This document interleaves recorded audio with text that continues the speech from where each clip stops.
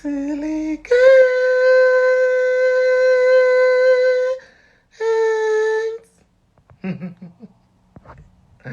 And we're back.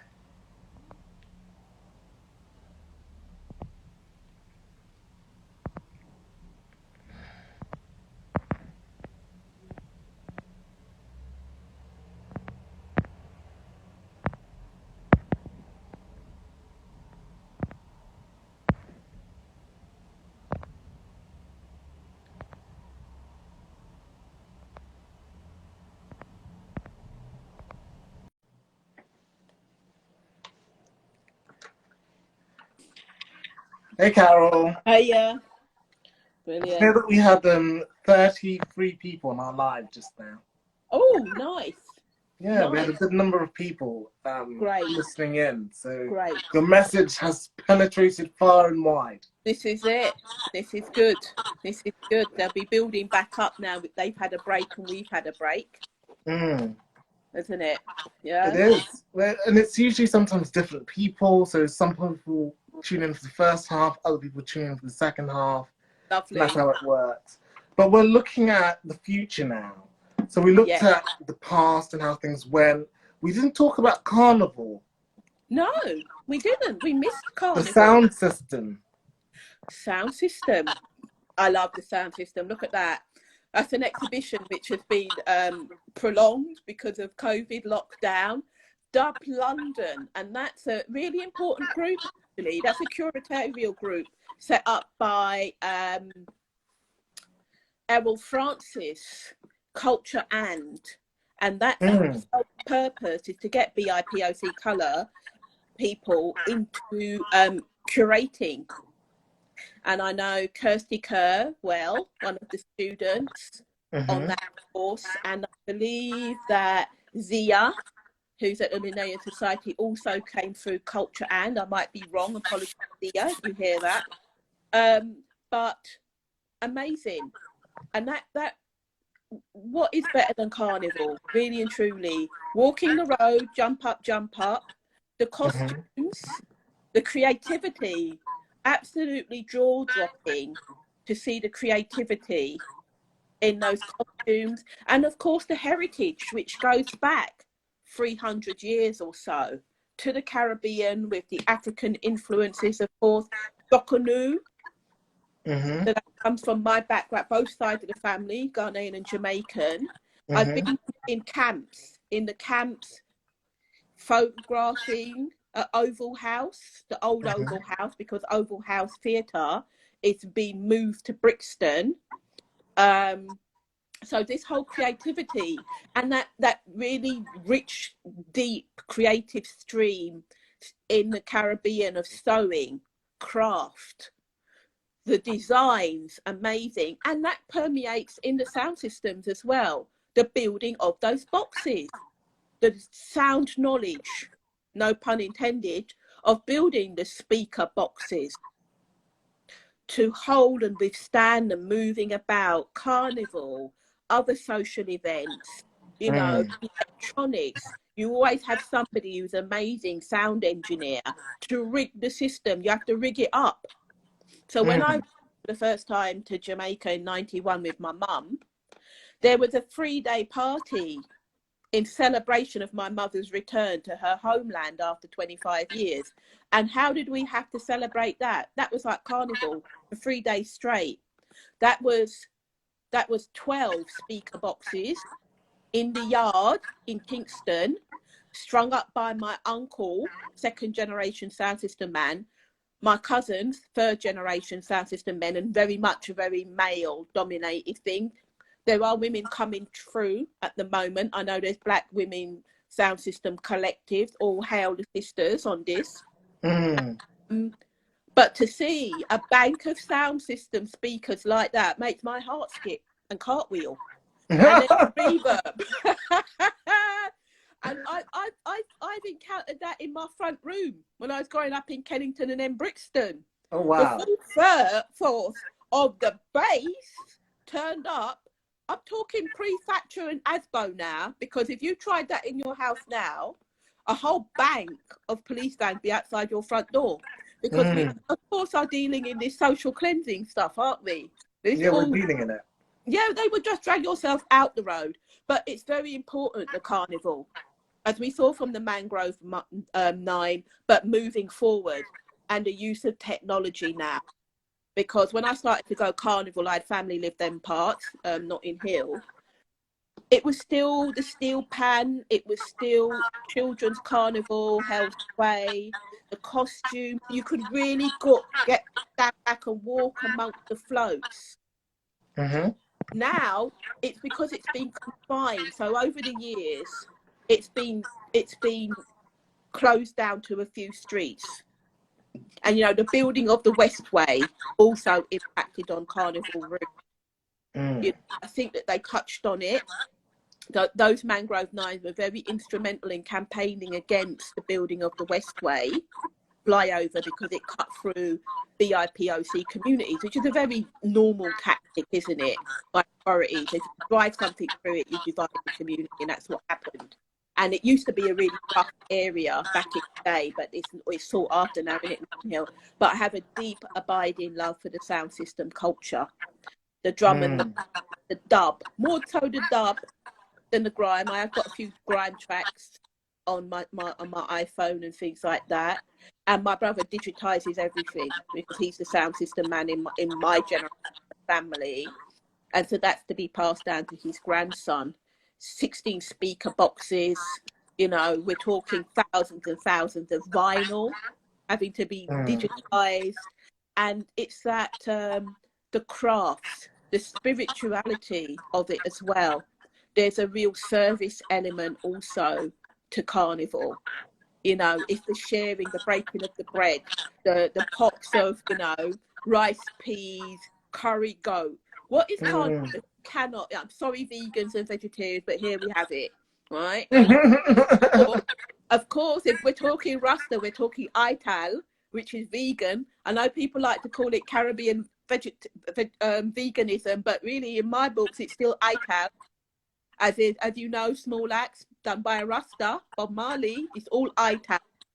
So I love me the smell of jerk chicken and curry goat and cow foot soup walking through carnival with the Denos and Geddes, you know, Jamaican, Caribbean fizzy drink to rot your teeth. It's got to be done. If you're going to indulge in all of that, it's carnival, you know, it's carnival. Yeah. It's the time to really get stuck into that, but not dance with policemen. I don't know where you're going. Yeah. I don't know where you're going with all of that. Wine up, you know. Wine up on the pin. Wine up. But yeah, it fills me with joy and pride that we still are doing this, that we are linked to Brazil, that we're linked to Africa, still with the rhythm and the dancing and the culture and the drumming comes through grime as well, through the dub plate, through reggae, the Naya Bingi drummers, Rastafarian, still till this day. The drum loop is it's all a thread. It's all a thread. Yeah. And I know the biggest carnival, of course, is Trinidadian. Trini Carnival leads the way. Trini without a doubt. Okay. The feet. We've got the feet. Yeah. There's my boots. I claim those boots. So, autumn and the ginkgo tree. Very important, the ginkgo. Ginkgo survived Hiroshima. The only tree that survived the bombing of Japan was the ginkgo. Ancient Jurassic tree. There's something very powerful and majestic about the fan-shaped leaves of the ginkgo, and that yellow. You can't beat the colours in nature. You can't. You can't beat it. Look at that. Look how vibrant that colour is there. And the dyes you can make. And nature's always teaching us things. It is. It's amazing. I love it. This is probably my favourite time of year. This and spring. These are I love spring when it's sprung. Yes. I love autumn, but I also do love my summer. I love summer, but I'm into spring because of the budding and the hope, because you don't know what the year's going to bring. Because from hibernation, like November, to like February, because spring's coming sooner and sooner each year. Thank you, climate change. And I'm not going to really get down into who's responsible for that at the moment. I'm being hopeful. It's the buds. To see the buds on the trees, whether they're ornamental or edible trees, because I'm an orchardist. One of the many things I do is to plant. I need to come out with you. You know, you're missing out, my friend. I need to come out with you at some point, because I love that sort of stuff. My apartment's currently, I'm sat in my propagation zone. Oh, my friend. Oh, look at this. This is my propagation zone. So I have little pots. Yeah. This will some giving birth behind me, yeah. and I have to start giving them out soon. I'm telling you, Eduardus, I counted my plants before I got more yesterday from Wolf Lane, and I had 44 plants in my flat. I have now added 7 to that. So 51. That's my kitchen and my front room. They're on my little table, they're by my window, they're on top of my bookcase, but there are 50 odd plants sitting looking at me. There are even some on the desk here beside me, and they're the air plants. And I love the air plants because you do have to look after them, people. You can't be neglecting them. So I soak them once a week for about an hour in water and bathe them. And one of them reminds me of me as a small child, where it's got like this wiry hair type of behaviour. That resembles when my mother meticulously plaited my hair to go to school for the best version of myself. Everything. You know, Black Parents Day, a particularly school photo time. Everything would be oiled down and sheen. Parted, oiled hair, everything. Within 5 minutes, I looked like hell. My hair was all over. There is not one school photo where my hair is as I left my house.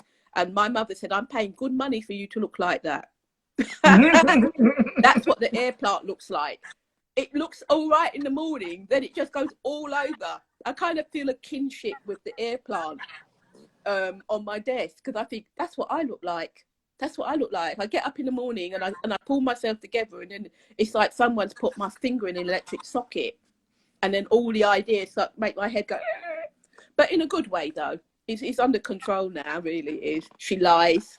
But in the best way possible, possible. It is. It's just like everything comes at me in different directions. And that's why I have to quell it sometimes, because it's like that festival. It's like, let's just chuck another thing. It's like, let's not, let's just have the conversations, have some thought, write it down, see what's manageable, because self-care is very important, because we've not really touched on that.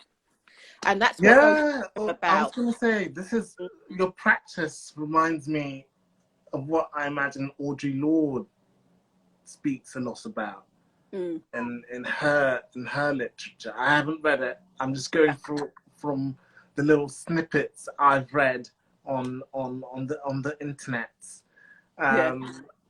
But tell us more about how you kind of put together your love of horticulture, your love of the outside world, and your love of the environment. I don't know if there's a lot there to be spoken about. There is.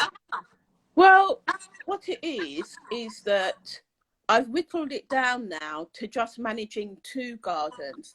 So over my time, 13 years, where it's been where the community horticulture has come in and more on the environmentalism, I kind of am drawing more to home in Southwark, because that's on my doorstep. Whereas before I'd be working for maybe 2 or 3 organisations setting up community gardens across many boroughs, working for people like Groundwork, Family Mosaic, all sorts of different people, different commissions, linking up arts project which looked at the environment, which would be foraging, which would be printing from natural dyes made from the likes of the beautiful ginkgo leaves there, linking up. Yeah, absolutely. What colour do they come out? A nice bright yellow. So I'd get some linen and dye them and make little handkerchiefs and things like that. Tree bark as well, raspberry, anything just to see what the colour looked like, you know, and then make bunting out of it. Do that with all ages, intergenerational. I really love intergenerational workshops.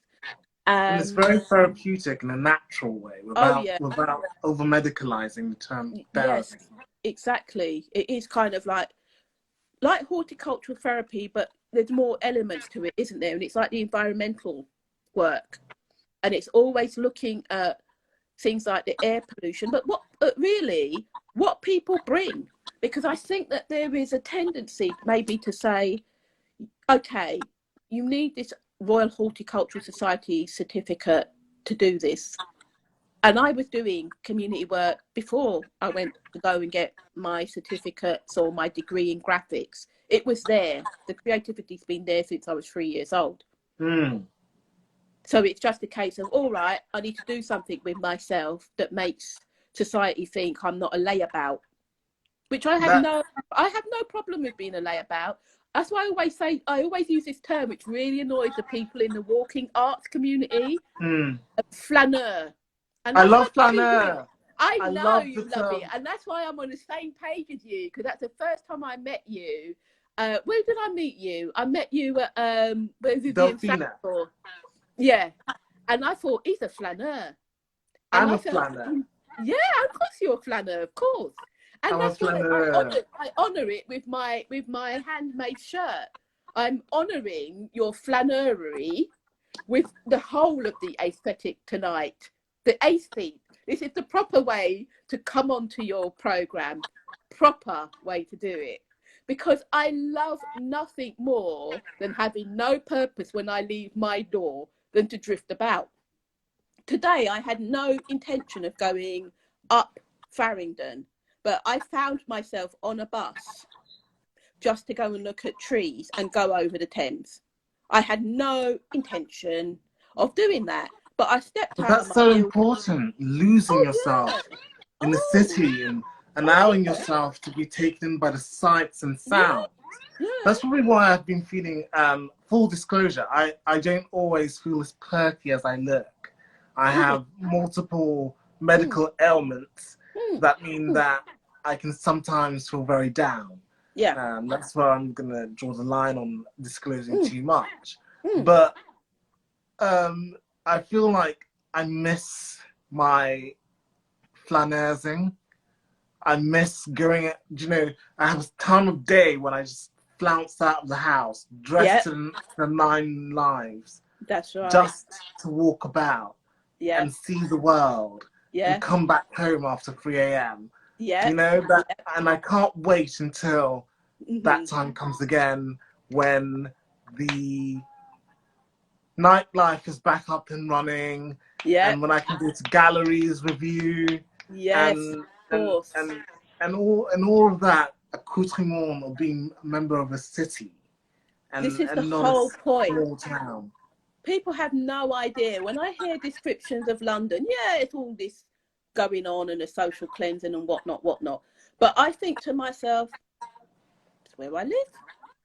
I like the nooks and crannies. I like the square mile. I walk past the police with the submachine guns down 9 Elms. I'm all about, look at me with my sometimes I do it with Nordic poles, and I have all the gear on, and it makes me chuckle. I'm like, oh no, I've got to dress to go walking with the Nordic poles. I've got to dress to go such and such a place. And I just like to put those clothes on, and it changes your persona. Because it's a costume. It's a costume. It is a costume. You could feel like 3 shades of hell, but once you've just dressed for it, you're like, see me flaneuring. Look at me flaneuring, and just taking my time walking down the road and owning the pavement. Owning the pavement. Own it. You have to own it. It's a practice. You have to absolutely own it. And this is where it leads. to our conversation about the future. Yes. So we started talking about creatives and more directly about the talent pipeline that can be created. So you mentioned a few Culturan. Did you mention? You mentioned Culturan. Francis, Resolve Collective, Black Females in Architecture, Jacob V. Joyce, Ornella Ospino, Farouk Agoro, who, unfortunate, two of those people I will be working on with one before the other. I can't reveal what's what, but it's the future looks bright. I've got to wear shades, basically. The future looks bright. I need to wear shades. Some very exciting things already being discussed. Video architecture, so the visual built things, written things, Stephen Lawrence Foundation, and again, creating a safe space for queer, transgender, particularly Black youth in those categories. Very, very important, because that's a space which was created on the Peabody estate, and letting the youth know this is the space created for them. This is the space. And I think it's really important not to just, when you're on an estate, and I've lived on estates for 30 odd years, that you show people that there are other lives out there. Don't just subscribe to the narrative which is scripted for you. That you live on a housing estate, you're a bit of a wretch, aren't you? You're a bit of a scallywag, benefits dodging, good for nothing. Nah, we're not entertaining that. And that was why Black Outside 2020 was created. It's like, you are worth more. You are worth more. So how do we see that? How does that look to you? Because those are the conversations I had with the Peabody Youth and Peabody, the organisation itself, the departments. I dealt with 7 departments on that project, and there'll be more the next time round, and we're having those talks already about next year. What does that look like for you? What do you want to set up? What enterprises? So this is the thing now I'm looking at. The entrepreneurial spirit, working alongside the intergeneration, the elders, because we have the knowledge, but collectively we have the power. So how do we manifest that then? Because it's not coming from... We have so much to manifest. Let's talk about your interest about the Black curriculum and some of the other, because you've spoken a lot about Stephen Lawrence, which is something that I know quite a lot about. And I think the audience, to an extent, knowing who I have on here, is also similarly endowed with that knowledge. Tell us more about what's going on with the Black curriculum and the other projects that you're also patronizing. So with them, some could be more involved than others. So it was a case of, okay, we understand you're doing a plant sale, because it was the Free Black University. Two members of that of the team came down.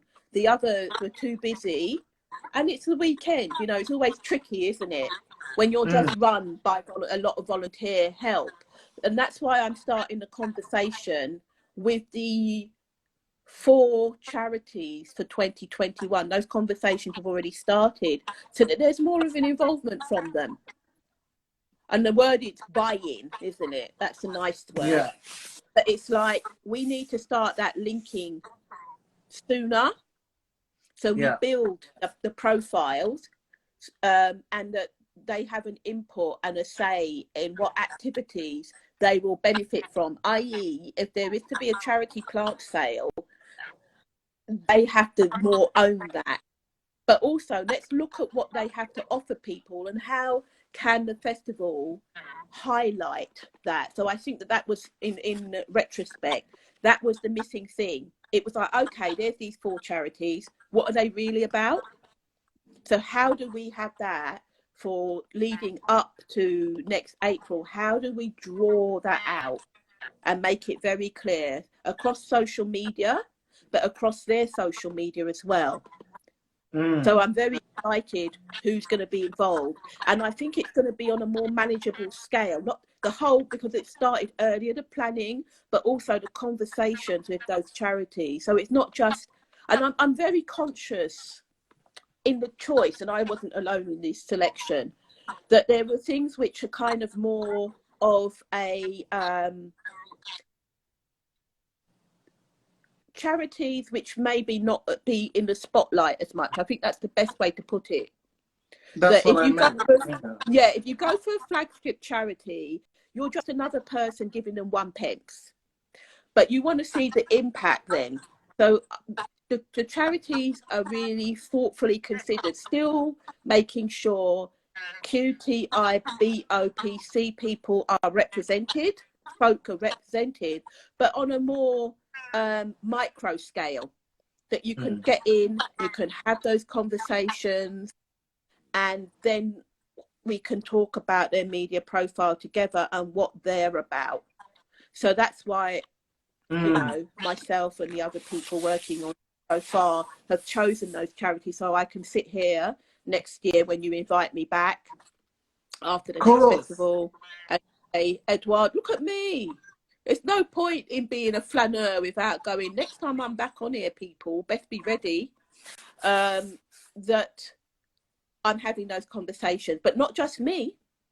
The youth who I walked across the square with 8 weeks ago, we are having those conversations with people by my side. I get WhatsApp messages all the time from the youth who are involved in the last festival, because they're ready already. So when the lockdown's lifted, we sit and have a planning meeting. What part are you taking on? What do you need to get out of it? First and foremost, what's in it for you? Because I know what is in it for me, innit? And I say to them, you know, I'm a woman that knew about Janet Kay Lovers Rock from back in the day. I want to know about what interests you. And what I'm getting back is gaming, computer gaming, video production, and all sorts of things are coming out really, really strong. And the garden, the central thing is the conversations about what it is to do community garden, what it is to have an understanding of environmental activism. So activism comes in, and what environmental activism looks like, and what it looks like, what art activism looks like. If you're going to curate something, that's the activism in itself. Everyday activism. It's very strong, very powerful, you know. And that's why I drop them things on my Instagram. Yeah, come with it, David Attenborough. I love it though. It makes me chuckle. So I think it's important. I had to come back to it. I had to. I just couldn't leave it alone. It's like a hot potato. I took it out of the oven and I tried to burn my fingers. So no, I don't think you burnt your fingers. I think you've just exposed the hypocrisy of the spell of the Attenborough. Had to be done. Had to be. That would really annoy my mum in particular. She goes, "This is it, child. You would have to get up in the morning and start." So yeah, it's amazing. Yeah, it's hope. It's hope. A little bit. There is hope. We've spoken a little bit about what you want to do. I'm interested in your sort of like, what do you listen to? What do you like to listen to? What do you like to read? As we're kind of coming to the end of the discussion now. Yes. All right. What I like to listen to in the mornings, I like to listen to Jill Scott's Golden. I like to bop around my living room and my bedroom. So I might listen to that. If I'm feeling really conscious, I might like listen to some dub. There's something about the deep bass. So I had a whole eclectic feeling day today. So I had Jill Scott. Then I started to listen to podcasts on gardening. Like I might listen to Desert Island Disc. I might listen to Kalichi. I've got some new favourites. Black Girl Gardening, Hella Plants is what I listen to. The Read, my all-time favourite, and I look out for that on a Tuesday. I get really a bit depressed if it doesn't come through quick enough on my library, and I search that out. So the must. I also like Backlisted about historic novels as well. I listen to that. Marsha's Play as well is another favourite of mine. So it's a mixture. I might listen to the Serpentine podcast as well about eco-activism art, how they meld. And I listen when I'm walking as well, because I like flaneuring. Like I'll be lost in Pimlico and I literally don't look at the sat-nav GPR. I'm just like, wherever I fetch up, I fetch up. So I might, with all good intention, think I'm going at a start, and then I'll end up finding gluten-free bread in Pimlico while listening to Desert Island Discs, you know, or listening to the Read and laughing out loud, or listening to an audio book. So I can recall where I was listening to an audio book, where I was working at the time. Like my all-time favourite, one of them, is listening to Alice Fowler talking about exploding trout in a canal Birmingham while I was pruning hedges in Bermondsey Square. So I'm there, multi-million-pound apartments, laughing my head off, clipping away, because she's describing perfectly an exploding trout, things like that. Or Danny Baker, when I was doing the Grand Union Canal Grenfell walk, so people connected to Grenfell had contacted me to do the walk for families, which I did 2 years ago, and I'll never forget the practice of that, listening to somebody from Bermondsey, working class kid made good, talking about the passing of his father, which wasn't a depressing thing. It was kind of the strength of the writing, really important for me. It's something about hearing someone talking to you. That's why I love podcasts when I'm walking. I'll be walking down the road. And different languages, and I think that's the other thing I'm looking at for the festival next year. It's not just to have English. So I'll listen to podcasts in German and Spanish and Portuguese. Oh, nice. And I just walk, and people be talking to me about all sorts of things, about their street, how they grew up, what they eat. I like, and RuPaul for watching. So for watching Drag Race, anything about food, I'm into.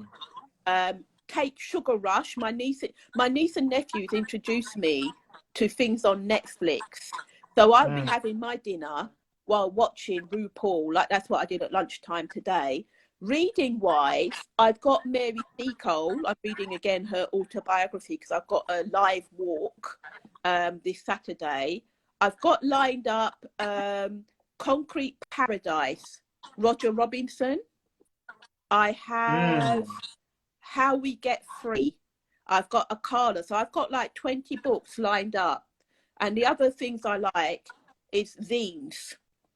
I like anything drawing and collage, montage.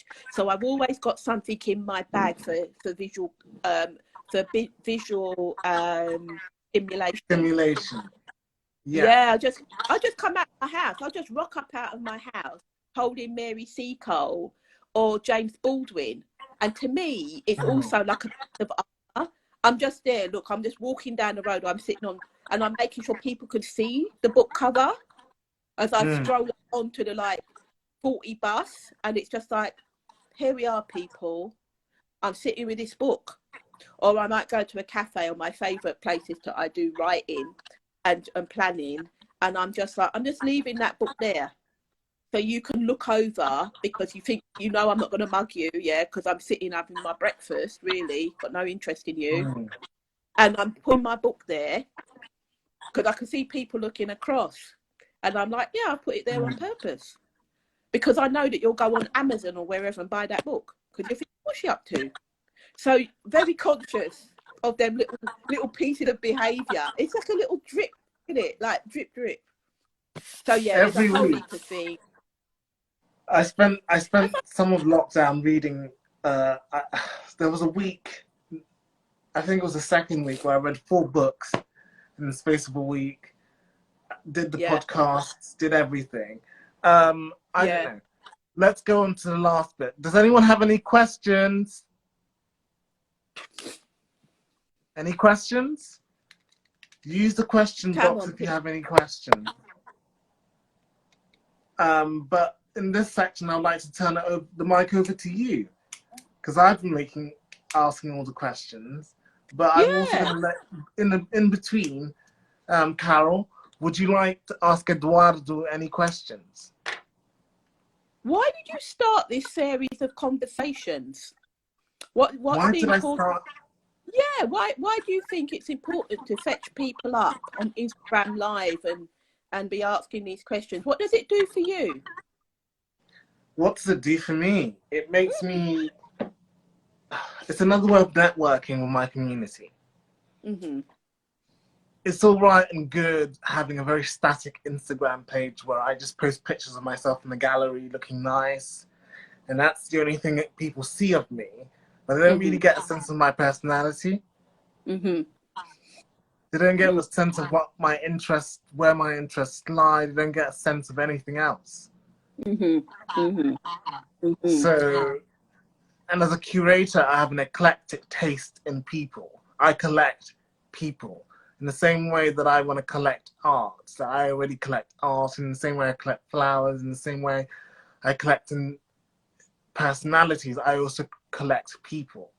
So what I usually do is look at people's profiles who interest me, who have something to say, and I approach them in the same way I would approach you in a gallery and say, I like your head wrap.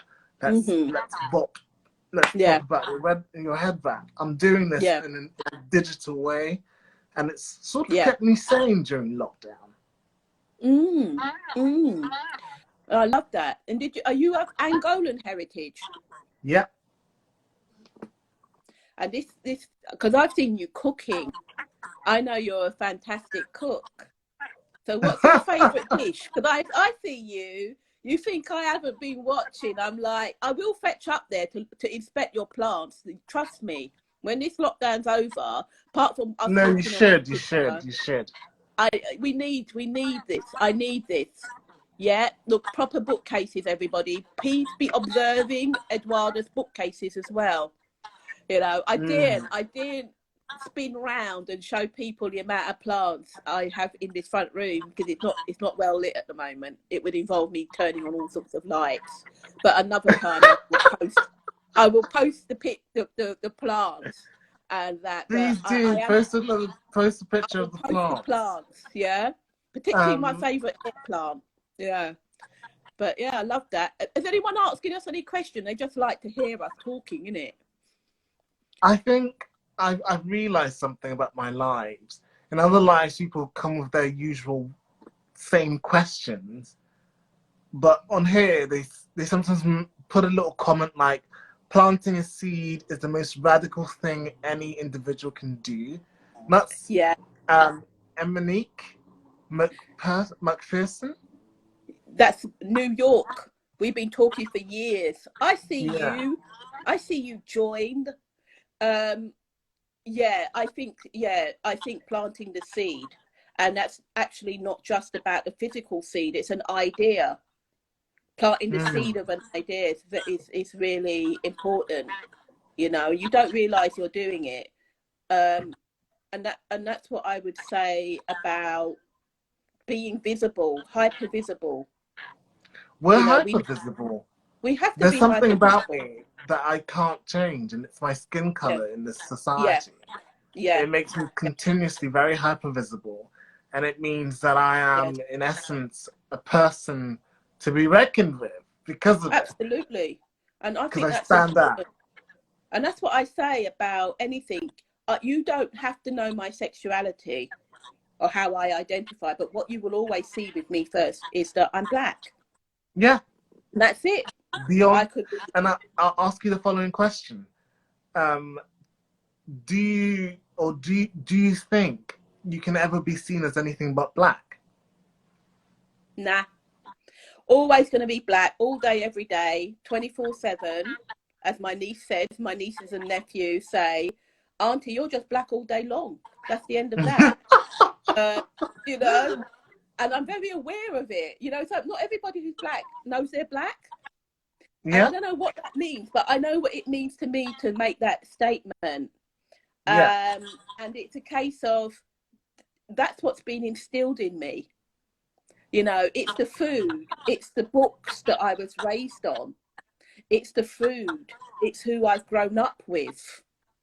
So it's just an interesting time with the activism around Black Lives Matter, because to me, Black lives have always mattered, you know, and we have to know, it's us who live it, have to know and know the potential of our each and every Black life. Yeah.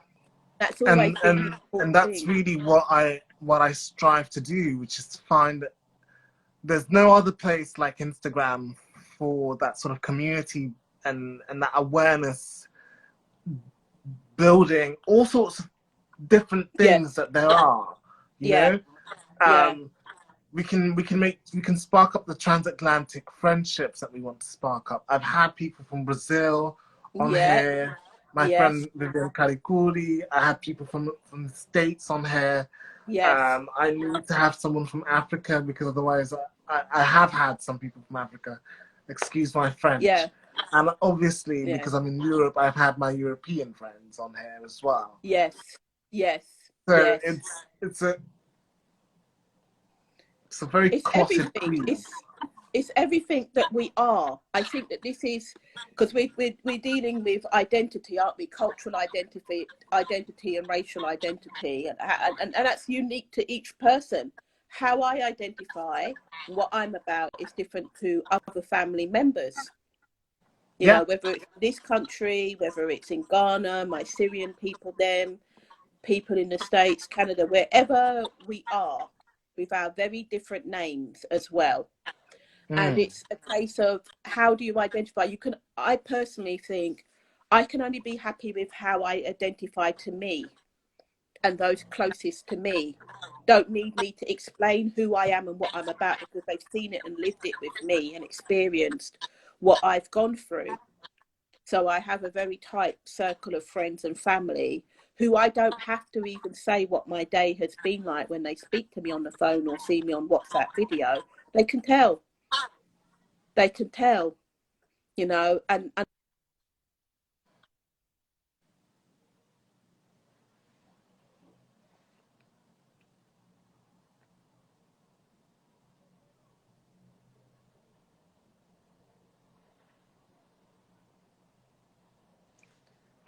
just, we've just frozen there. Let's see if she comes back. Ask questions, guys.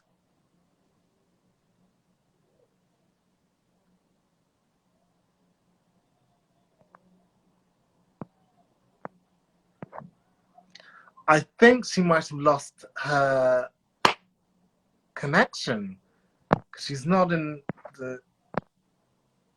Oh well. Okay, guys. That's probably the end of the live then. I would like to thank you all for having tuned in. And I wish I could have wrapped it up by thanking her directly, but I'll just call Carole later on. Let me just see if she's coming on. If not, I'm gonna end it here. She's back.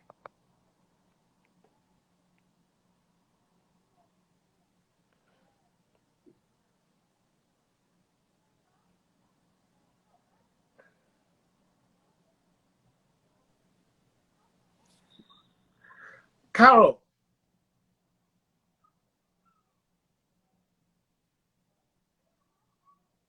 Okay. Technical difficulties, which is what always happens on a live.